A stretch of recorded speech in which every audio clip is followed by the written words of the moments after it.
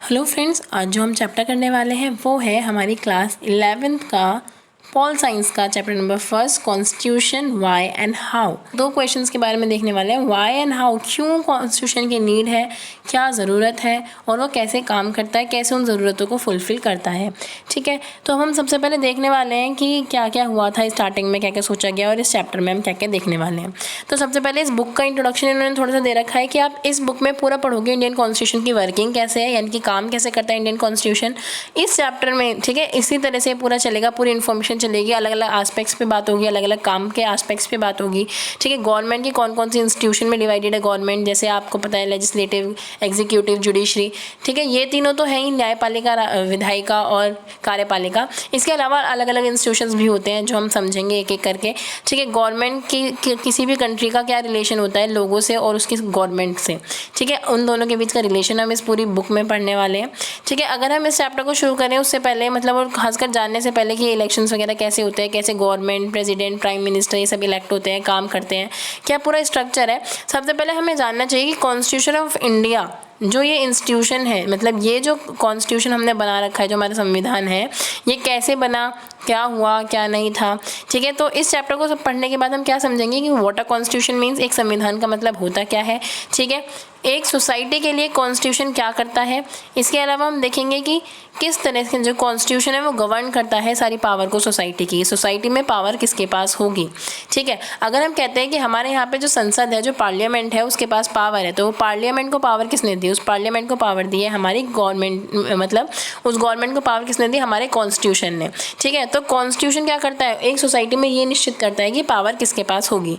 इसके अलावा what was the way in which the constitution of India was made, कि India का जो कॉन्स्टिट्यूशन था वो किन तरीकों से बना, कैसे बना, ये हम इस चैप्टर में जानने वाले हैं।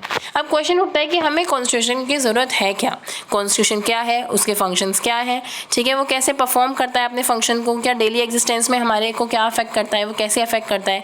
और इसके आंसर सोचना इतना डिफिकल्ट नहीं है जितना हमें लगता है। क्यों नहीं है, चलो देखते हैं।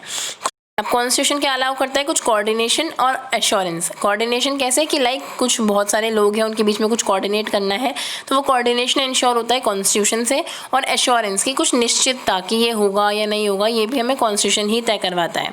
अब देखो यहाँ पे एक एग्जाम्पल की बात दे रखी है, यहाँ पे पूरा एक आपको हाइपोथेटिकल सिचुएशन दे रखी है। वैसे वो हाइपोथेटिकल है नहीं, क्योंकि हम जो ये सोचने को कह रहा है वो सब रियल में भी होता है। तो ये सोचने को कह रहा है, ये सोचने को कह रहा है कि आप एक ऐसी जगह बैठे हो, एक ऐसे ग्रुप में बैठे हो जिस ग्रुप में अलग अलग कैरेक्टरिस्टिक के लोग हैं, यानी कि सभी लोग बैठे हैं अलग अलग कैरेक्टरिस्टिक के, जैसे कुछ हिंदू हैं, कुछ मुस्लिम हैं, कुछ क्रिश्चियन हैं, अलग अलग धर्म के हैं, कुछ ऐसे हैं जो किसी भी धर्म को नहीं मानते। इसके अलावा ऐसे लोग भी हैं इस ग्रुप में जिनके अलग अलग प्रोफेशन है, यानी कि कोई टीचर बैठा है, कोई डॉक्टर बैठा है, कोई कुछ और बैठा है। ठीक है, इसके अलावा उनके अलग अलग एबिलिटीज़ हैं, कोई सिंगिंग अच्छी करता है, कोई टीचिंग अच्छी करता है, कोई कुछ और अच्छा करता है। ठीक है, उनके अलग अलग हॉबीज़ हैं, किसी को पढ़ना पसंद है, किसी को पढ़ाना पसंद है, किसी को डांस करना पसंद है, किसी को कुछ पसंद है।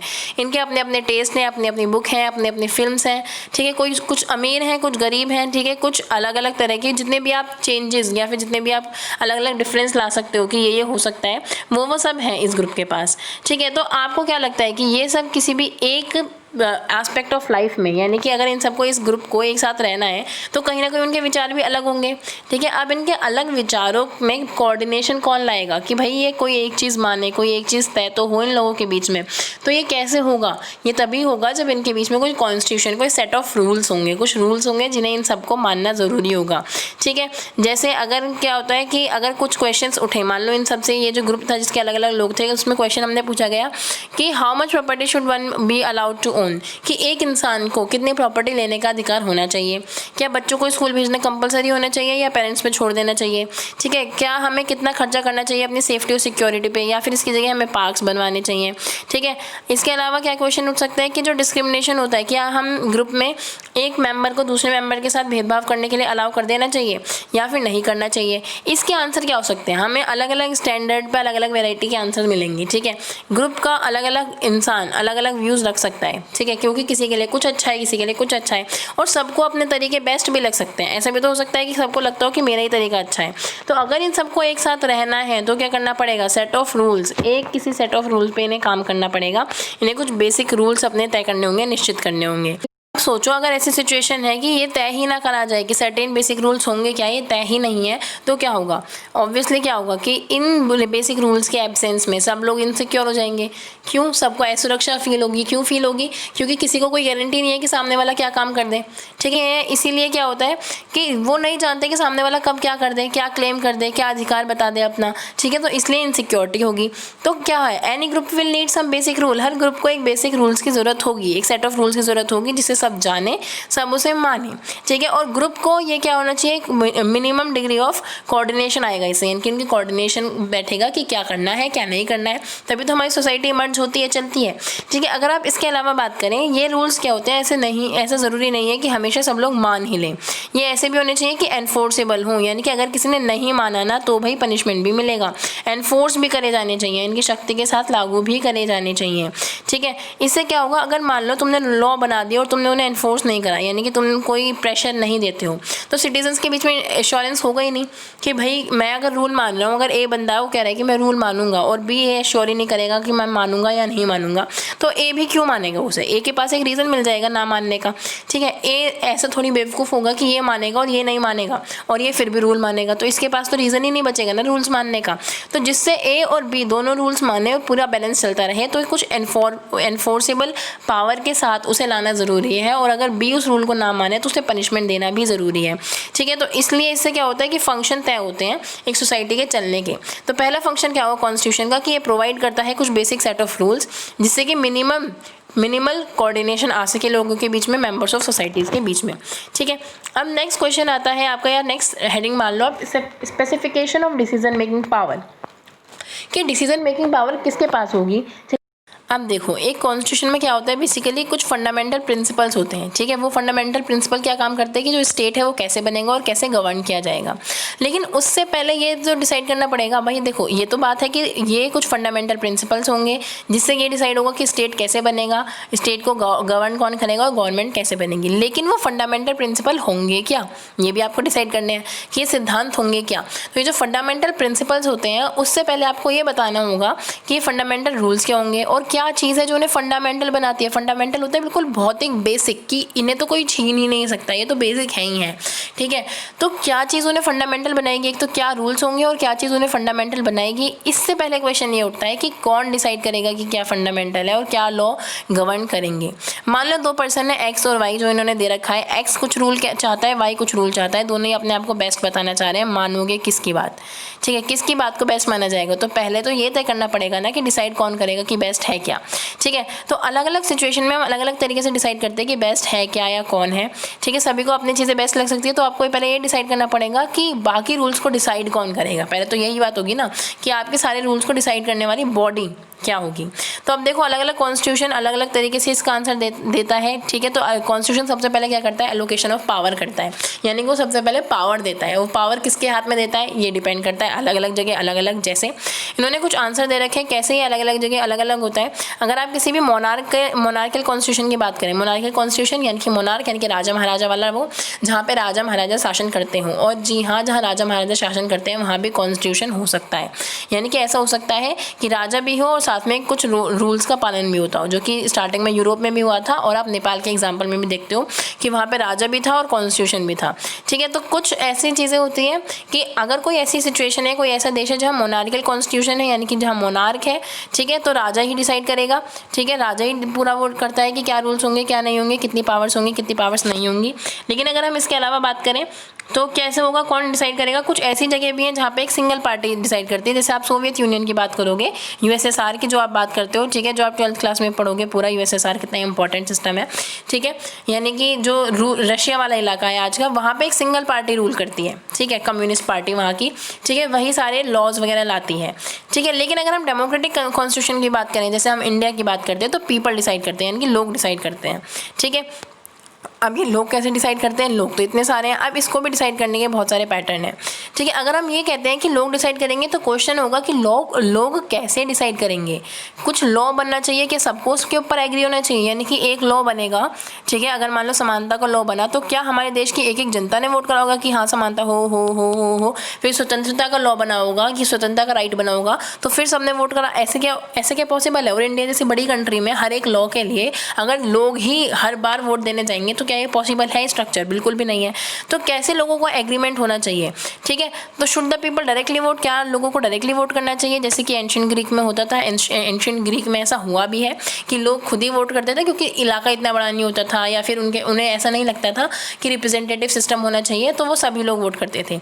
या फिर ऐसा करना चाहिए कि हम इलेक्ट कर लें अपने रिप्रेजेंटेटिव को, कि हम अपने यहाँ से अपना प्रतिनिधि चुन के भेज दें, ठीक है। वो डिसाइड कर लेंगे कि भाई आगे होना क्या है, ठीक। तो ये जो रिप्रेजेंटेटिव्स थे ये इन्हें कैसे चुना जाएगा, फिर क्वेश्चन ये उठता है, ठीक है। अगर हमें रिप्रेजेंटेटिव भी बनाने हैं अपने तो उन्हें चुनेंगे कैसे? फिर क्वेश्चन उठता है कि अगर हम इंडियन कॉन्स्टिट्यूशन की बात करें फॉर एग्जांपल, तो जो पार्लियामेंट है वो डिसाइड करते हैं कि क्या लॉ बनेंगे और क्या पॉलिसीज बनेंगी, ठीक है। और ये पार्लियामेंट खुद ही एक पर्टिकुलर मैनर में ऑर्गेनाइज है। पहले कॉन्स्टिट्यूशन संविधान खुद पावर देता है इस पार्लियामेंट को कि भाई तुम लॉज वगैरह इनेक्ट करोगे, बनाओगे, ठीक है। ये पहचानने से पहले कि what the law in any given society is, you have to identify who has the authority to enact it, कि किसकी अथॉरिटी है उसे बनाने की, इनेक्ट करने की। अगर हम पार्लियामेंट को ये अथॉरिटी देते हैं लॉ बनाने की, ठीक है, तो ये लॉ भी पहले से, ये मतलब एक लॉ पहले भी बनना चाहिए जो पार्लियामेंट को वो पावर दे, ठीक है। मतलब पार्लियामेंट के पास पावर है लॉ बनाने की, लेकिन एक लॉ पार्लियामेंट को पावर देगा। हम कहते हैं ना कि एक लॉ के तहत ये बॉडी ऑर्गेनाइज करी, जैसे एनजीटी है। एनजीटी क्या है? नेशनल ग्रीन ट्रिब्यूनल, जो पर्यावरण से रिलेटेड बात करता है, ठीक है, और इसके रिलेटेड केसेस सॉल्व करता है जितने भी पर्यावरण के इशू होते हैं। तो पहले एक लॉ बना, ठीक है, जिसके तहत इस ऑर्गेनाइजेशन को बनाया गया, ठीक है। अब अगर पर्यावरण से रिलेटेड कोई लॉ बनाना होगा तो अब ये वाली ऑर्गेनाइजेशन कुछ लॉ इंट्रोड्यूस करवा सकती है या फिर एक एडवाइजरी कमेटी की तरह काम कर सकती है, ठीक है। तो क्या हुआ, एक लॉ पहले इसे पावर देगा और फिर ये लॉ को इनेक्ट करेगी। ये कॉन्स्टिट्यूशन का सिस्टम होता है। और ऐसे ही हमारी पार्लियामेंट को, मतलब हमारी पार्लियामेंट कैसे बनी जाएगी ये भी पहले कॉन्स्टिट्यूशन में तय था और फिर तय हुआ कि कॉन्स्टिट्यूशन में बाकी का क्या लिखा जाएगा, ठीक है। तो सेकंड फंक्शन क्या हुआ, constitution is to specify who has the power to make decision बना लेने का अधिकार किसे है, ये कॉन्स्टिट्यूशन बताता है सोसाइटी के अंदर, ठीक है। और किस तरह से वो गवर्नमेंट डिसाइड करेगी कि कॉन्स्टिट्यूशन कैसे बनेगा और गवर्नमेंट कैसे बनेगी आगे की, ठीक है। समझ में आया? दो फंक्शन हो गए। अब हम आगे देखते हैं आगे क्या सीन है हमारा। आगे हमें देखना limitation on the power of government. अब पावर ऑफ गवर्नमेंट की लिमिटेशन भी होनी चाहिए, यानी कि अभी आपको एक लड़की या लड़का मिलेगा, वो आगे बात करेगा कि पहले आप खुद ही राक्षस बनाओ और फिर राक्षस से बचने का खुद ही उपाय तय करो। इसमें बेसिकली हम क्या पढ़ने वाले हैं, अगर हमने वो गवर्नमेंट तो बना दी, मतलब हमने पार्लियामेंट तो अपनी बना दी, हमने चुन के भेज दिए, मान लो हमारे रिप्रेजेंटेटिव्स ने कुछ ऐसे लॉ बना दिए जो हमें क्लियरली पता है कि भाई नो डाउट ये गलत है, ठीक है। मान लो मैंने किसी ए बंदे को सेलेक्ट करके भेज दिया पार्लियामेंट पे, उसके बाद उसने बहुत ही गलत लॉ बना दिया, जैसे उसने कह दिया कि धर्म के आधार पर मैं भेदभाव करूंगा, उसने कह दिया कि तुम पर्टिकुलर कलर के कपड़े नहीं पहन सकते, उसने कह दिया कि तुम पर्टिकुलर जगह इसलिए नहीं जा सकते क्योंकि तुम इस पर्टिकुलर धर्म से बिलोंग करते हो, या कुछ भी ऐसा कह दिया जो मेरे को लगता है कि भाई ये तो बिल्कुल ही गलत है। अगर किसी ने ऐसा कर दिया तो फिर क्या होगा, तो इसके लिए क्या होगा कि सरकार कुछ भी एवं ही रूल ना बना दे, किसी भी बेसलेस रूल को ना बना दे, इसलिए उसकी पावर को लिमिट करना ज़रूरी है, लिमिटेशन उस पर लगाने ज़रूरी हैं, ठीक है। तो ये जो चीज़ है जो इंश्योर करेगी कि जो भी लॉ बने वो अनजस्ट ना हो, यानी कि वो किसी के साथ भेदभाव ना करते हों, ठीक है, जस्टिस करते हों, सिर्फ भेदभाव ना करते हो, अनफेयर ना हो, किसके साथ गलत ना करते हो, ठीक है। तो इसके लिए ज़रूरी हो जाता है कि हम उसके लिमिटेशन रखें। जैसे अगर मान लो उसने बना दिया कोई ऐसा लॉ कि पर्टिकुलर ग्रुप के लोगों को, कास्ट और रिलीजन जो भी है, उन्हें दूसरे ग्रुप को सर्व ही करना है, तो आज के दिन में तो ये गलत है ना। आज के टाइम पे तुम कैसे फोर्स कर सकते हो किसी एक पर्सन को कि तुम मेरी सेवा ही करोगे, तुम और कुछ काम ही नहीं कर सकते, तो ये गलत है।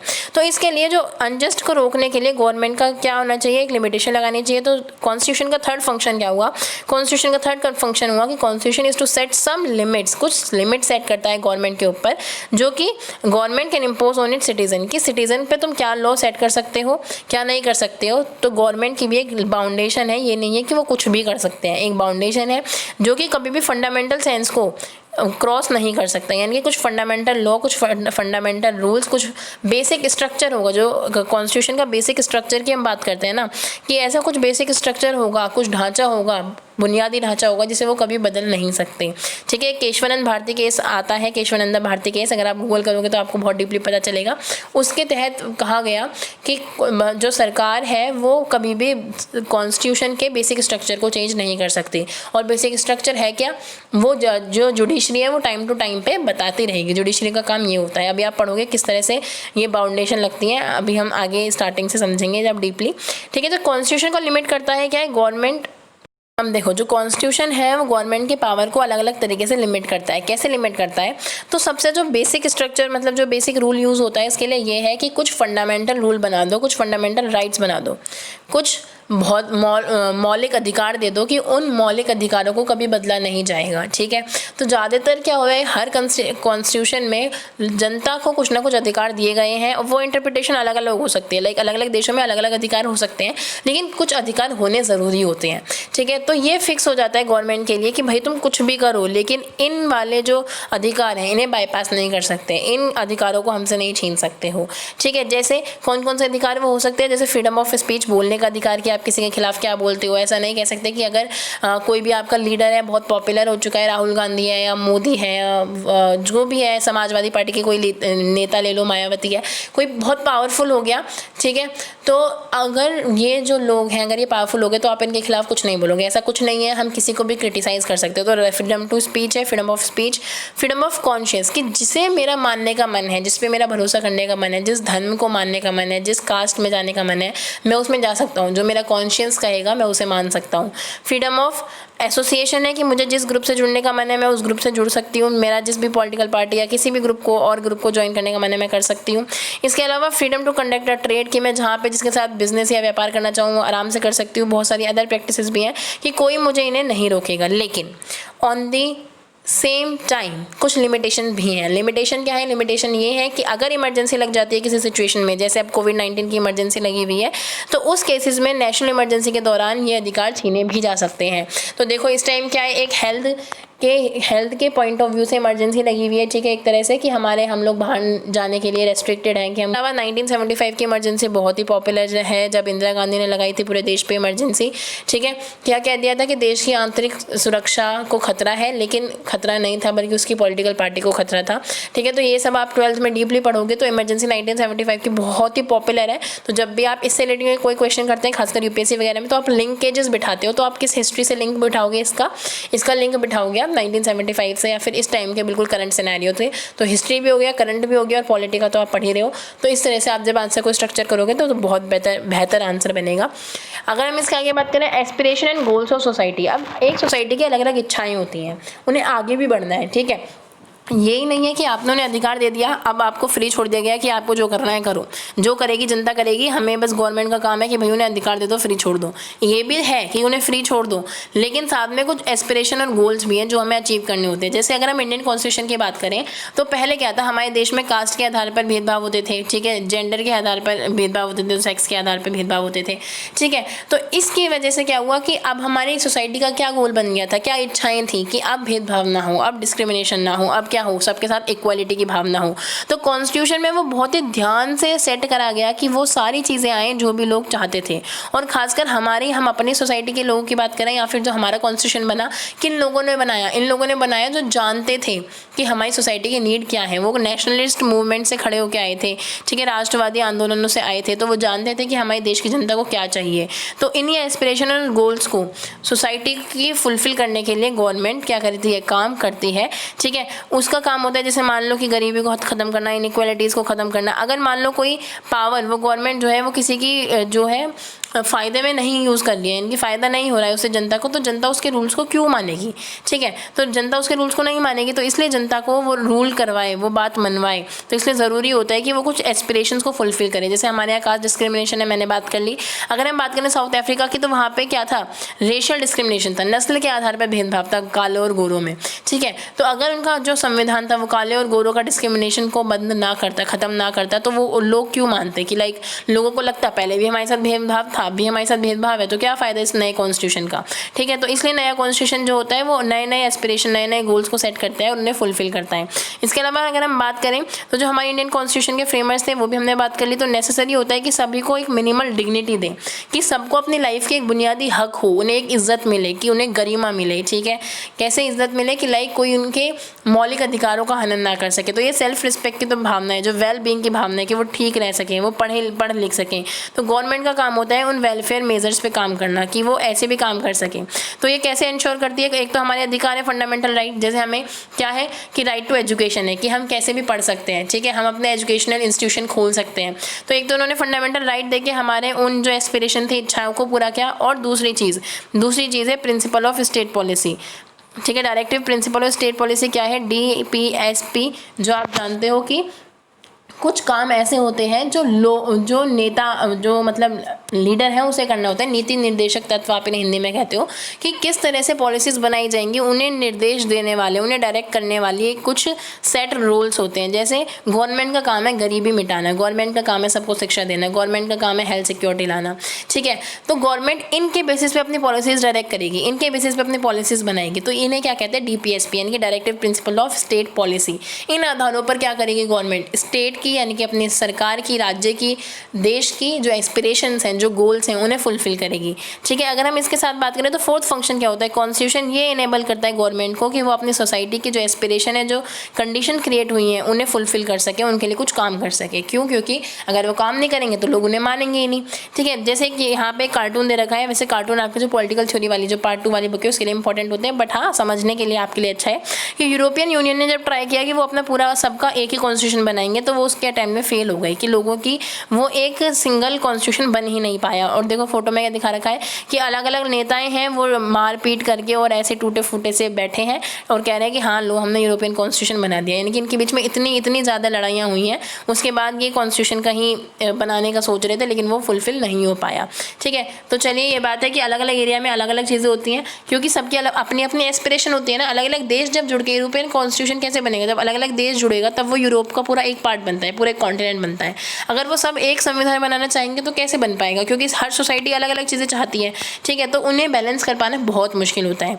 तो अब क्या है, enabling provision of the constitution के प्रोविजन को अब अनेबल कौन करता है। अगर आप बात करो कि हमने बात करा कि गवर्नमेंट का काम होता है कि वो गवर्नमेंट का काम होता है कि वो सोसाइटी के लिए कुछ करें। ठीक है, सोसाइटी के एस्पिरेशन को फुलफिल करे, कुछ कलेक्टिव गुड ऑफ सोसाइटी की बात करें कि कुछ ऐसी काम करे जो पूरी सोसाइटी के लिए यूजफुल हो। जैसे इन्होंने साउथ अफ्रीका का एग्जांपल दे रखा है, तो गवर्नमेंट रिस्पॉन्सिबल है किस किस काम के लिए। देखो गवर्नमेंट को क्या क्या काम दे रखा है, उसे नेचर को कंजर्व करके रखना है, नेचर को वेस्ट नहीं करना है, क्योंकि वहाँ के लोग नेचर से बहुत ज़्यादा लिंक होते हैं। उन्हें एफर्ट्स करने की सभी पर्सन को प्रोटेक्शन मिल सके, सभी ग्रुप के साथ कोई भी अनफेयर डिस्क्रिमिनेशन ना हो, कुछ भी भेदभाव ऐसा ना हो जो कि गलत है।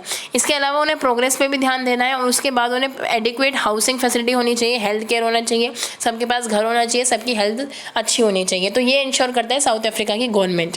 अगर आप इसके अलावा इंडोनेशिया की गवर्नमेंट देखें, अभी हम पूरा मैप में देखेंगे क्योंकि यूपीएससी के लिए हर एरिया और मैप वर्क बहुत इंपॉर्टेंट होता है। तो अभी हम इन कंट्रीज़ को मैप में भी देखने वाले हैं।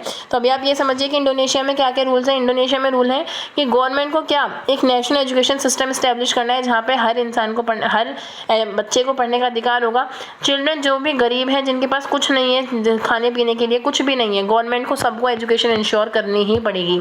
ये इंडोनेशिया का रूल है। अब देखो ये क्या है, अब गवर्नमेंट हमारे यहाँ क्या है कि कुछ ने हमारी सरकार ने सरकारी जो स्कूल हैं वो भी बना दिए, जो प्राइवेट स्कूल हैं वो भी बन गए। मन करे तो सरकारी में पढ़ लो, मन करे तो प्राइवेट में पढ़ लो, या पैसा है तो प्राइवेट में पढ़ लो, नहीं है तो पब्लिक में पढ़ लो। और पब्लिक स्कूल से इतनी अच्छी क्वालिटी नहीं है कि हर कोई चाहे कि हम पब्लिक में भेजें, क्या चाहते हैं कि प्राइवेट में ही भेजें। तो यानी कि सरकार ने इतनी अच्छी चीज़ें फुलफिलमेंट इतने अच्छे से नहीं कराया अपने कामों का। लेकिन इंडोनेशिया में पूरा एक एजुकेशन सिस्टम ही ऐसा है जो कि गवर्नमेंट ही इंश्योर करती है सबको पढ़ाने का। तो चलिए एक बार मैप में देख लेते हैं दोनों ही कंट्री को। देखो हमारे सामने वर्ल्ड मैप है। जो हम साउथ अफ्रीका की बात कर रहे थे कि यहाँ पे रेशियल डिस्क्रिमिनेशन है, ये है साउथ अफ्रीका, मतलब था। इंडिया आपको अपना यहाँ दिखी गया होगा, इंडोनेशिया आपका यहाँ पे है। ये वाले जो है इनके पास ये है कि वो एजुकेशन सिस्टम करें, यहाँ पे इन्हें हाउसिंग देखनी है, नेचर देखना है, ये सारे काम देखने हैं। और जो सबसे बेस्ट जो वो संविधान माने जाते हैं, साउथ अफ्रीका का माना जाता है, जो 19th सेंचुरी में बने थे, 20th सेंचुरी में बने, इंडिया का माना जाता है, और यहाँ US का माना जाता है। US आपका यहाँ पे है, ठीक है। तो इन कंट्रीज़ को माना जाता है। तो आप ध्यान से से मैप में देख लो फिर से, ये यूएस है, ये साउथ अफ्रीका है, ठीक है, यहाँ पे ये इंडोनेशिया है, आपका इंडिया यहाँ पे है ही, ठीक है। और जब हम यूरोपियन यूनियन की बात कर रहे थे कि जिन्होंने अपना संविधान बनाना चाहा लेकिन नहीं बना पाए, ये है पूरा यूरोपियन यूनियन, यानी कि ये है आपका पूरा यूरोप, ठीक है। इसमें यूरोपियन यूनियन है और यहाँ पे बहुत सारे छोटे छोटे देश हैं, बहुत ही सारे, ठीक है। तो चलिए अब हम आगे चलते हैं, अपना देखते हैं। तो आप देखो कैसे कॉन्स्टिट्यूशन आपको इंश्योर करता है, आपके आइडेंटिटी को इंश्योर करता है। तो 3 तरह से करता है। एक तो आपकी वो एक कलेक्टिव आइडेंटिटी बनाता है, यानी कि एक पॉलिटिकल आइडेंटिटी बनाता है।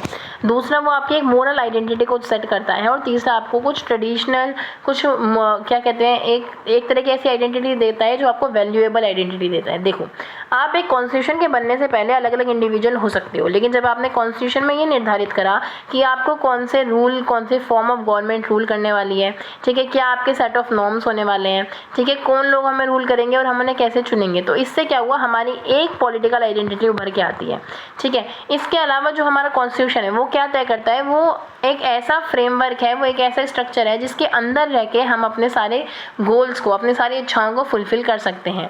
तो इसकी वजह से कि हम उसके अंदर रहें, वो हमें ये बताता है कि हम क्या कर सकते हैं, क्या नहीं कर सकते हैं, क्या करना चाहिए, क्या नहीं करना चाहिए। तो इसकी वजह से ये हमारी कुछ मोरल वैल्यू सेट करता है, तो ये हमारी एक मोरल आइडेंटिटी बनाता है। और थर्ड और फाइनली क्या होता है कि ये हमें कुछ बेसिक पॉलिटिकल और मोरल वैल्यूज़ देता है, जिसकी वजह से हमारे अलग अलग ट्रेडिशन बनते हैं, कॉन्स्टिट्यूशनल ट्रेडिशन बनते हैं, ठीक है। यानी कि एक ऐसी परंपरा बनती है जो हमारी संवैधानिक परंपराएं होती हैं, ठीक है। तो इसकी वजह से हमारा एक ट्रेडिशनल आइडेंटिटी बनती है। तो अगर आप बात करोगे कि कॉन्स्टिट्यूशन कैसे हमारी आइडेंटिटी देता है, तो इन बेसिस पे देता है। अगर हम इसके अलावा बात करें तो अलग अलग दुनिया के अलग अलग देशों में अलग अलग तरह के कॉन्स्टिट्यूशन है, अलग अलग तरह से उन्हें माना जाता है, ठीक है। अगर आप बात करो तो अलग अलग जो मॉडर्न कॉन्स्टिट्यूशन है जो बने हैं वो डेमोक्रेटिक हैं, कुछ रिस्पेक्ट में कुछ बेसिक राइट देते हैं लोगों को, लेकिन सबका जो कंसेप्ट है एक को अपना नेशनल आइडेंटिटी बनाने का वो अलग अलग है। कैसे कुछ लोगों की जो हिस्ट्री है वो इतनी ज़्यादा कॉम्प्लेक्स है कि वो अपने हिस्ट्री के बेसिस पर ही आज भी नेशनैलिटी देते हैं। यानी कि हम किसी को, मान लो कुछ देश ऐसे भी हैं तो नेशनैलिटी सिर्फ उन्हीं लोगों को देंगे जो एक पर्टिकुलर धर्म, एक पर्टिकुलर कास्ट या फिर एक पर्टिकुलर पंथ से आते हैं। जैसे अब इन्होंने एग्जाम्पल के लिए दे दिया जर्मनी का। जर्मनी आप देखोगे वही जो मैंने आपको यूरोप दिखाया था ना, वहीं पे। तो जर्मनी की जो आइडेंटिटी है वो एथनिकल जर्मन है। जब जर्मन बन रहा था तो जर्मन कोई एक देश नहीं था स्टार्टिंग में। तो जितने भी लोग जर्मन भाषा बोलते थे या जर्मन कल्चर से बिलोंग करते थे उन लोगों को एक जगह इकट्ठा कर दिया गया, उसे जर्मनी नाम दे दिया गया, ठीक है। तो उन्होंने एक आइडेंटिटी रखी जो इनकी एथनिक आइडेंटिटी थी, यानी कि जो पारंपरिक आइडेंटिटी थी, जो किसी कास्ट, एक पर्टिकुलर रेस से बिलोंग करती थी। लेकिन अगर हम अपने देश की बात करें तो हमने कुछ भी ऐसा कोई रिलेशनशिप नहीं रखा है कि एक पर्टिकुलर रीजन का होगा तो ही हमारे देश का पार्ट है, एक पर्टिकुलर धर्म का होगा तो ही हमारे देश का पार्ट है। तो हमारे देश की जो नेशनल आइडेंटिटी है वो ऐसी नहीं है, हमारे रिलेशन अपनी आइडेंटिटी से अलग है, ठीक है। तो ये भी डिपेंड करता है। अब देखो 4 दिसंबर 1949 की बात हो रही है। क्या हो रहा है यहाँ पे कि ये जवाहरलाल नेहरू दिखा रखे हैं कि ये किस किस के बीच में बैलेंस कर रहे हैं। एक ग्रुप है जो कह रहा है कि हम जन गण मन को अपना नेशनल सॉन्ग मानेंगे और एक ग्रुप है जो कह रहा है कि हम वंदे मातरम को मानेंगे। इससे कहा क्या जा रहा है, और जो जवाहरलाल नेहरू है बीच में मीडिएशन का काम कर रहे हैं। तो वही चीज़ है जो हमने स्टार्टिंग में पढ़ा ना कि कॉन्स्टिट्यूशन एक कोऑर्डिनेशन लाता है लोगों के बीच में। जो ये अलग अलग जो अलग अलग गोल्स हैं इनके, इन दोनों के बीच में बैलेंस करना ही कॉन्स्टिट्यूशन का काम है, ठीक है। इन अलग अलग एस्पिरेशन को ही वैल्यू देना। तो आपको पता ही है फिर ये बाद में सॉल्व कैसे हुआ कि एक को हमने नेशनल एंथम बना लिया और एक को हमने नेशनल सॉन्ग बना लिया। तो इस तरह से क्या होता है कि कॉन्स्टिट्यूशन के अंदर भी अलग अलग आइडियोलॉजीज, अलग अलग चीज़ों का क्लैश होता है, ठीक है। तो हमें उसमें क्या चाहिए, सॉल्यूशन निकालना होता है। आप इसके बारे में डीपली जान सकते हो कि कौन कौन से ग्रुप है, ठीक है, अगर आपको इंटरेस्ट हो इन सब में, ठीक है। अगर हम आगे बात करें तो यहाँ पे कुछ काम दे रखा है कि गवर्नमेंट ये करती है। तो गवर्नमेंट इससे कौन कौन सा वर्क करती है, इनकी हमने गवर्नमेंट को ऐसा क्या क्या काम दे रखा है जिसके तहत ये लॉ है। अभी आपको समझ में आएगा। देखो जैसे पहले है, the government can not order any citizen to follow और not to follow any religion. कि गवर्नमेंट किसी एक इंसान को ये फोर्स नहीं कर सकती, एक नागरिक को ये फोर्स नहीं कर सकती कि भाई तुम एक पर्टिकुलर धर्म मानो या ना मानो। तो ये क्या कर रहा है, गवर्नमेंट की लिमिटेशन है कि गवर्नमेंट ऐसा नहीं कर सकती। दूसरा काम है कि गवर्नमेंट को ट्राई करना चाहिए कि वो इनइक्वालिटीज़ को ख़त्म करे। तो ये किसके तहत कर लिया वो, कि गवर्नमेंट को क्या है, एस्पिरेशन और गोल्स को, सोसाइटी को चेक करना है ना, तो ये गवर्नमेंट का वो वाला काम है। अब क्या है, गवर्नमेंट क्या कर, मतलब जो प्रेसिडेंट है उसके पास पावर है प्राइम मिनिस्टर को क्या करने की, बनाने की। मतलब प्रेसिडेंट प्राइम मिनिस्टर को अपॉइंट करता है। तो ये क्या है, खुद ही जो कॉन्स्टिट्यूशन का काम है कि वो क्या करता है, ये देखता है कि पावर किसके पास होगी। जो इनेक्ट करना है पावरफुल लोगों को, जो एलोकेशन ऑफ पावर है वो काम है, ठीक है। फिर वो कह रहा है कि the constitution is the supreme law that everyone has to follow. सबको ओबे करना है, वो सबको ओबे करने का मतलब है कहीं ना कहीं एनफोर्स किया जा रहा है। तो एनफोर्सेबल चीज़ है जिससे कि लोगों के बीच में सिक्योरिटी आएगी। ये वही टर्म्स में यूज़ करनी है जो अभी हमने पढ़ा है। आपको इन कामों के आधार पर बताना है कि कौन कौन से कंसेप्ट के अंडर ये चीज़ें आ रही हैं। तो फिर इसके आगे इंडियन सिटीजनशिप किसी भी रेस पे बिलोंग नहीं करती, किसी कास्ट या रिलीजन पे बिलोंग नहीं करती। तो यानी कि जो हमें वो कॉमन आइडेंटिटी वाला, जो political identity, moral identity, traditional identity की हमने बात करी, वो वाला कंसेप्ट आ रहा है कि जो हमारी आइडेंटिटी है वो कैसे बिलोंग करती है, हमारी नेशनैलिटी, हमारी जो कॉमन आइडेंटिटी है वो क्या है। वो सिर्फ कोई धर्म नहीं है, जाति नहीं है, ठीक है, वो ये है कि हम एक देश से जुड़े हुए हैं। ठीक, अब क्वेश्चन उठता है अथॉरिटी ऑफ कॉन्स्टिट्यूशन। एक कॉन्स्टिट्यूशन को अथॉरिटी कैसे मिलती है। अब देखो, एक कॉन्स्टिट्यूशन को अथॉरिटी मिलने का मतलब क्या है। कुछ लोगों का संविधान क्या है, अगर मैंने टाइम टेबल की बात करें तो हम क्लास में क्या करते हैं, क्लास में या फिर घर पे अपने लिए टाइम टेबल बना लेते हैं, लेकिन हम टाइम टेबल को फॉलो ही नहीं करते। ऐसे ही यानी कि हमने कॉन्स्टिट्यूशन बना लिया, अगर हम कॉन्स्टिट्यूशन को फॉलो ना करें तो उस कॉन्स्टिट्यूशन का कुछ मतलब, जो हमने टाइम टेबल बनाया अगर फॉलो नहीं करा तो उसका कुछ मतलब कुछ भी नहीं है। तो फिर जो फंक्शन है, जो हम लोग हैं, वो सोसाइटी पे डिपेंड करता है। सोसाइटी पे भी किस पे डिपेंड करता है, अभी हम लोग कैसे कैसे होगा ये पढ़ने वाले हैं। ये क्या डिपेंड करता है कि कॉन्स्टिट्यूशन क्या है, ठीक, जो कि हम क्वेश्चन आगे पूछ सकते हैं। How effective is a constitution, संविधान कितना इफेक्टिव है, आखिर कितने लोग उसे मानेंगे। और इज अ कॉन्स्टिट्यूशन जस्ट, क्या कॉन्स्टिट्यूशन जस्ट है, यानी कि न्यायिक है, क्या वो सबके साथ न्याय कर रहा है, क्या किसी के साथ अन्याय तो नहीं कर रहा है वो। ठीक है, अगर अब आप बात करें कि ज़्यादातर कंट्रीज़ में जो कॉन्स्टिट्यूशन होते हैं वो एक डॉक्यूमेंट की तरह होते हैं, यानी कि वो लिखे हुए होते हैं, एक डॉक्यूमेंट कंप्राइज होते हैं, इनके एक इकट्ठा वॉल्यूम होती है डॉक्यूमेंट्स का। लेकिन कुछ ऐसे भी देश हैं, जैसे आप बात करो यूके में, जो यूनाइटेड किंगडम है, ब्रिटेन का ही पार्ट है, जो कि यूरोप का हिस्सा है, उसमें कोई सिंगल डॉक्यूमेंट नहीं है जिसे आप कॉन्स्टिट्यूशन कहते हो, बल्कि बहुत सारी डॉक्यूमेंट्स की सीरीज है जिसे हम क्या कहते हैं, कॉन्स्टिट्यूशन कहते हैं। तो हमारा जो पहला क्वेश्चन हमने पूछा था व्हाट इज कॉन्स्टिट्यूशन, तो कॉन्स्टिट्यूशन क्या है, एक ऐसा डॉक्यूमेंट होता है जिसमें कंप्राइज होते हैं बहुत सारे आर्टिकल जो बताते हैं कि किस तरह से कौन से नॉर्म्स को फॉलो किया जाएगा, ठीक है, एक कंट्री में। ठीक, इसके अलावा कुछ डॉक्यूमेंट्स, कुछ लोग ऐसे भी हैं जो फंक्शंस परफॉर्म करते हैं लेकिन वो कभी लिखे ही नहीं गए। जैसे कि कुछ कंट्रीज़ ऐसी हैं जिनकी जो कॉन्स्टिट्यूशन है वो कभी लिखे ही नहीं गए, और कुछ ऐसी भी कंट्रीज़ हैं जिनका जो कॉन्स्टिट्यूशन है, जो संविधान है, सिर्फ लिखा का लिखा ही रह गया, कोई उसे मानता ही नहीं है, जो कि मात्र शब्द हैं पेपर पर लिखे हुए और कुछ है ही नहीं। तो अब क्वेश्चन उठता है कि वो कितना इफेक्टिव है, ये कैसे पता लगाओगे, कि क्या इफेक्टिवनेस कैसे डिपेंड होगी, कि लोग उसे माने, ये कैसे इंश्योर किया जाएगा। ठीक है, तो पहले तो यही है कि कैसे आप क्या करोगे, मोड ऑफ प्रोमलगेशन क्या है, यानी कि जो तरीका है उसे प्रोमलगेट करने का, लोगों तक पहुंचाने का, वो क्या है। बेसिकली क्वेश्चन उठता है कि लोग क्यों नहीं मानते, तो ये है कि किसने उसे बनाया है। पहले लोगों को ये पता होना चाहिए कि उसने किसे बनाया है। अगर किसी ऐसे ने बना दिया जिस पर लोगों को भरोसा ही नहीं है तो वो लोग उसे क्यों मानेंगे। जैसे मान लो कई देश ऐसे हैं जिसमें संविधान बनाया गया मिलिट्री लीडर्स के द्वारा, यानी कि सेना के नेताओं ने बना दिया, ठीक है, सेना के लीडर्स ने बना दिया, जिससे जनता लिंक ही नहीं करती, तो इसलिए लोगों ने उसे कभी माना ही नहीं। ठीक है, अगर आप बात करें इंडिया के, साउथ अफ्रीका की और यूएसए की, जो मैंने आपको अभी मैप में भी दिखाई थी, इन तीनों का कॉन्स्टिट्यूशन बहुत ही ज़्यादा पॉपुलर माना जाता है और बहुत ही ऐसा है कि लोग उसे काफ़ी मानते हैं। ठीक है, लेकिन अगर हम बात करें इंडियन कॉन्स्टिट्यूशन की, तो कॉन्स्टिट्यूंट असेंबली ने कब से कब तक बनाया, दिसंबर 1946 से नवंबर 1949, 2 साल 11 महीने और 18 दिन का जो टाइम पीरियड था पूरा, वो लेके हमारा संविधान बनाया गया था। जो कि जो लोग थे नेशनलिस्ट मूवमेंट से आए थे, उनके अंदर बहुत ज़्यादा एबिलिटी थी, वो इंडियन सोसाइटी को जानते थे और उन सबको एक साथ रखना चाहते थे, और शायद इसी की वजह से वो लेजिटिमेसी उनके पास आई कि वो जान पाए कि भाई किस तरह से सारा काम होना चाहिए। वो उनके पास ये कैपेसिटी थी कि वो लोगों को समझा सकें कि जो हमने काम किया है वो तुम्हारे फ़ायदे का है। वो नेगोशिएशन करना जानते थे, यानी कि बैलेंस करना जानते थे चीज़ों में। ठीक है, जो अलग अलग क्रॉस सेक्शन है हमारी सोसाइटी की, इतनी डाइवर्सिटी हमारी सोसाइटी में, उसे बैलेंस करना जानते थे। ठीक है, उनके पास क्या इंस्ट्रूमेंट था कि वो पर्सनल पावर उनकी ऐसी थी कि वो लोगों से एग्रीमेंट करवा सकते थे उस पर, यानी कि लोग उनके ऊपर भरोसा करते थे। यही सब रिफ्लेक्ट हुआ उस डॉक्यूमेंट में भी। ठीक है, कि अलग अलग लोग आए, बहुत सारी बहसें हुई, बहुत सारे लोगों ने बहुत सारी बातें कहीं, और फिर जाके हमारे कॉन्स्टिट्यूशन तैयार होता है, जिसकी वजह से सब लोग उस पर भरोसा करते हैं। अगर आप कुछ कंट्रीज़ की बात करो तो कुछ ने फुल फ्लेज्ड रेफरेंडम करवाया, यानी कि एक एक जने से जब पूछते हैं ना, तब वो फुल फ्लेज्ड रेफरेंडम होता है कि जब एक एक जना अपने कॉन्स्टिट्यूशन पे हामी या नामी भरेगा, यानी कि हाँ या ना कहेगा। लेकिन हमारा कॉन्स्टिट्यूशन कभी भी सब्जेक्ट नहीं हुआ रेफरेंडम का, यानी कि हमारी कॉन्स्टिट्यूशन पे कभी भी रेफरेंडम नहीं करवाया गया। क्यों नहीं करवाया गया? क्योंकि जो पब्लिक अथॉरिटी थी उसका पूरा का पूरा कंसेंसस था, यानी कि पूरा उनकी हामी थी कि उन लीडर्स के ऊपर जिन्होंने उसे बनाया, यानी कि उन लीडर्स के ऊपर भरोसा था। तो जो कॉन्स्टिट्यूशन था वो कभी भी रेफरेंडम का पार्ट नहीं बना, लेकिन स्टिल सभी लोगों ने उसे माना, क्योंकि जितने भी एस्पेक्ट थे, एक तो वो हमारे देश की भलाई की बात कर रहे थे, ठीक है, यानी कि जो कॉन्स्टिट्यूशन का मेन ऑब्जेक्टिव होता है कि गोल्स को फुलफिल करना, वो गोल्स फुलफिल हो पा रहे थे।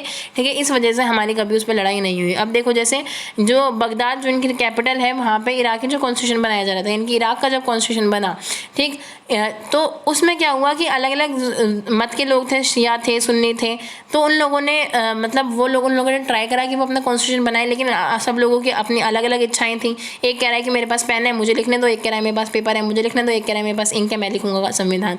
और माइक पे जो एंकर है वो कमेंट्री दे रहा है कि फाइनली अब हमारा कॉन्स्टिट्यूशन बनने जा रहा है। तो आपको क्या लगता है कि ऐसी सिचुएशन में हमारा कॉन्स्टिट्यूशन बनने जा रहा है, यानी कि इराक का कॉन्स्टिट्यूशन बनने जा रहा है। तो बहुत ही दिक्कतें आई थी उनके लिए, क्यों? क्योंकि उनकी आइडेंटिटी मैच नहीं कर रही थी, इन्हें भरोसा ही नहीं था, ये लोगों के वो लोग थे ही नहीं जिन्होंने लोगों ने मतलब स्पेशली चुन के भेजा हुआ इस काम के लिए। अब देखो कि क्या कुछ ऐसे प्रोविज़न होने चाहिए कॉन्स्टिट्यूशन में जो सब्सटेंसिव हो, यानी कि कुछ ऐसे प्रोविजंस हो जिनका एक ये कुछ तुक हो। मान लो ऐसा है कि कॉन्स्टिट्यूशन में ये कह रखा है कि एक मेजॉरिटी है, यानी कि एक कास्ट है, एक धर्म है, वो दूसरी माइनॉरिटी पे पूरा अच्छे से दमन कर सकती है उनका, यानी कि अच्छे से उन्हें हाशिए पर खिसका सकती है, अच्छे से उनके सारे रूल्स वगैरह छीन सकती है उनके पास, यानी कि सारे पावर इनके पास है, इनके पास कुछ भी नहीं है। तो क्या इस माइनॉरिटी पीपल के पास कोई भी रीज़न होगा कि वो संविधान को माने? नहीं मानेगी। और फाइनली क्या होगा, ये माइनॉरिटी पीपल दंगे करना स्टार्ट कर देगी, राइट से स्टार्ट हो जाएंगे। तब जब ये चीज़ें स्टार्ट हो जाएंगी तो कॉन्स्टिट्यूशन तो कुछ भी नहीं बचने वाला। तो कॉन्स्टिट्यूशन को ये इंश्योर करना चाहिए कि सबके साथ एक परफेक्ट जस्टिस हो, कुछ भी ऐसा ना हो कि एक जो कम्युनिटी है वो दूसरी कम्युनिटी के ऊपर क्या हो, सप्रेस कर रही हो दूसरी कम्युनिटी को। तो इसलिए हर किसी के पास एक रीज़न होना ज़रूरी है, एक बैलेंस होना ज़रूरी है, तभी हम कर सकते हैं जब हमें पता चलेगा कि किस तरह से ये चीज़ें हो रही हैं। अगर मेरे को पता है कि मेरे पास एक रीज़न है कॉन्स्टिट्यूशन को मानने का और दूसरी कम्युनिटी को भी पता है कि मेरे पास बेकारण है जिससे मैं मानूँ, यानी कि मेरा दोनों का भला हो रहा है, तभी तो हम मानेंगे, वरना हम मानेंगे ही नहीं। तो आपको इस चैप्टर के इस बुक के लास्ट तक आपको पता चल जाएगा कि किस तरह से हमारा जो कॉन्स्टिट्यूशन है ये इंश्योर करता है कि सब किसी के पास पावर होनी चाहिए। ठीक है, तो अब यहाँ पे एक नेपाल का इन्होंने एग्जांपल दे रखा है। नेपाल का क्या है, नेपाल में देखो कितनी बार कॉन्स्टिट्यूशन बनाने का ट्राई हुआ है। 48 में, 51 में, 59 में, 62 में, 90 में, इन 5 बार ये कॉन्स्टिट्यूशन बना चुके हैं, जो कि राजा ने ही बनाया था, ग्रांट किया था, जनता को ग्रांट करना यानी कि राजा ने खुद दिया था। जनता के जो लोग थे उनकी वैल्यू नहीं करी गई थी, यानी कि जनता के लोगों ने नहीं बनाया था, राजा ने बनाया था। इसी वजह से क्या हुआ कि कुछ भी ऐसा सिस्टम नहीं लग पाया नेपाल में, कभी भी कॉन्स्टिट्यूशन इतना पॉपुलर नहीं हो पाया, नहीं चल पाया। 1990 की अगर हम बात करें तो फाइनली एक मल्टी पार्टी कॉम्पिटिशन हुआ, यानी कि बहुत सारी पार्टीज इमर्ज हुई, उन्होंने कहा कि हम अपना संविधान बनाएंगे, लेकिन कभी भी जो राजा था वो पावर नहीं छोड़ना चाहता था। अब लोगों का इतने ज़्यादा वो मतलब जब लोग दंगे करने लगे, लोगों ने भरोसा नहीं करा मोनार्क पे, तो धीरे धीरे जो किंग का रोल था उसे रिड्यूस करा गया। फाइनली बाद में 2002 में, अक्टूबर 2002 में किंग ने अपनी पावर को त्याग दिया, जब मतलब लोगों का इतना ज़्यादा प्रेशर बढ़ने लगा। उसके बाद जो पॉलिटिकल पार्टीज़ थी उन्होंने फिर ऑर्गेनाइज करा, खुद को एक कॉन्स्टिट्यूशन असेंबली बनाई। ठीक है, और कम्युनिस्ट पार्टी ऑफ नेपाल ने क्या हुआ, एक स्ट्रगल किया, फाइनली मेनली मतलब इन्होंने स्ट्रगल किया था, उसके बाद कॉन्स्टिट्यूशन बना, जिसमें मतलब काफ़ी पॉपुलर हुआ। बाद में जब प्रेशर जो बढ़ा तो किंग को अपनी सारी जो पार्टियां थी उसे एक्सेप्टेंस देनी पड़ी, मतलब किंग चाहता नहीं था लेकिन उसे प्रेशर के तहत पार्टीज़ को रिकॉग्निशन देनी पड़ी। और फाइनली 2015 में हम देखते हैं कि क्या होता है, इनका जो संविधान है वो बन जाता है। ठीक है, तो यानी कि जब लोगों की सहमति ना हो तब तक कुछ नहीं हो सकता, जब लोगों के पास रीज़न ना हो उसे फॉलो करने का तब तक कुछ नहीं हो सकता। और खासकर बैलेंस इंस्टीट्यूशनल डिज़ाइन, यानी कि एक ऐसा डिज़ाइन होना चाहिए जो बैलेंस्ड हो, कुछ भी ऐसा ना हो कि किसी एक के पास सुप्रीम पावर आ गई और वो अब कुछ भी बदल सकता है, ऐसा कुछ नहीं है। और अगर हम इंडिया की बात करें तो देखो पावर ऑफ मोनोपोली तो कहीं से कहीं तक एग्जिस्ट ही नहीं करती। पावर ऑफ मोनोपोली कहाँ आती है, सिर्फ राजा महाराजाओं के शासन में आती है कि भाई उसका मर्जी है, जो करेगा वो करना चाहेगा। ठीक है, लेकिन अगर हम बात करें इंडिया में तो क्या है, एक हॉरिजॉन्टल लेवल पे, यानी कि एक ही लेवल पे डिवाइडेशन है 3 जगह का, यानी कि सरकार की जो पावर है वो 3 जगह पे बटी हुई है, जिसे आप कहते हो ये लेजिस्लेटिव, एग्जीक्यूटिव और जुडिशरी। लेजिस्लेटिव, एग्जीक्यूटिव और जुडिशरी। लेजिस्लेटिव में कौन आता है, राज्यसभा, लोकसभा जो रूल्स वगैरह बनाती है और प्रेसिडेंट आते हैं। एग्जीक्यूटिव में कौन आता है, जो पूरा काम करती है, यानी कि वो कैबिनेट मिनिस्ट्री, आपके IAS IPS ऑफिसर, ब्यूरोक्रेसी। और जुडिशरी जो ये तय करती है कि जो लॉ बनाए गए, जिन लोगों को फॉलो करा गया, जो लॉ फॉलो नहीं करेगा उन्हें पनिशमेंट कौन देता है, जुडिशरी। तो ये जो तीनों इंस्टीट्यूशन हैं, इन तीनों के बारे में आप बहुत डीप में पढ़ने वाले हो पूरी बुक में। ठीक है, ये तीनों बैलेंस रखते हैं पावर की, कि कोई भी एक्सट्रीम ना हो, जिसने भी कोशिश करी ना ज़्यादा बढ़ने की, ठीक है, दूसरा उसके ऊपर लगाम लगा सकता है। आप पढ़ोगे पूरा कि कैसे ये लगाम लगा सकते हैं, कैसे क्या चीज़ होती है, बहुत ही इंटेलिजेंटली फ्रेम करा गया है हमारे संविधान को। ठीक है, तो क्या है, और खासकर क्या है, किसी भी एक बुनियाद पर नहीं टिका हुआ कि अगर मान लो किसी एक का मन करा, उसने कुछ बढ़ा दिया, अपना पावर बढ़ा दी, तो वो उसने पूरा संविधान अपनी तरफ ले लिया, पूरा संविधान टूट जाएगा। हमारा संविधान ऐसा नहीं है। हमारा संविधान क्या है, बैलेंस्ड चीज़ों पे बैलेंस है, यानी कि सभी चीज़ें, कोई भी एक उसे ज़्यादा गिरा नहीं सकता, उसे अफेक्ट नहीं कर सकता, क्योंकि दूसरे की पावर है कि वो उसे तुरंत रोक देगा। ठीक है। और हमारे देश में, मतलब हमारे देश के संविधान की पॉपुलर चीज़ क्या है कि हम यहाँ पे कोई भी ऐसी चीज़ होती है, कोई भी दिक्कत है, कोई भी रूल चेंज करना है तो वो कर सकते हैं, संविधान कर सकता है। इसलिए शायद वो हमारे जो डॉक्यूमेंट है हम उसे लिविंग डॉक्यूमेंट कहते हैं, यानी एक जीवंत दस्तावेज है जो जिंदा है। जिंदा कौन चीज़ होती है? जो ग्रोथ करती है, जो आगे बढ़ती है, जो चेंजेस लाती है, तो हम उसमें चेंजेस ला सकते हैं। वो आज के टाइम पे भी सर्वाइव करता है, इसलिए हम उसे लिविंग डॉक्यूमेंट कहते हैं, जो आप चैप्टर 9 में बहुत डीपली पढ़ने वाले हैं।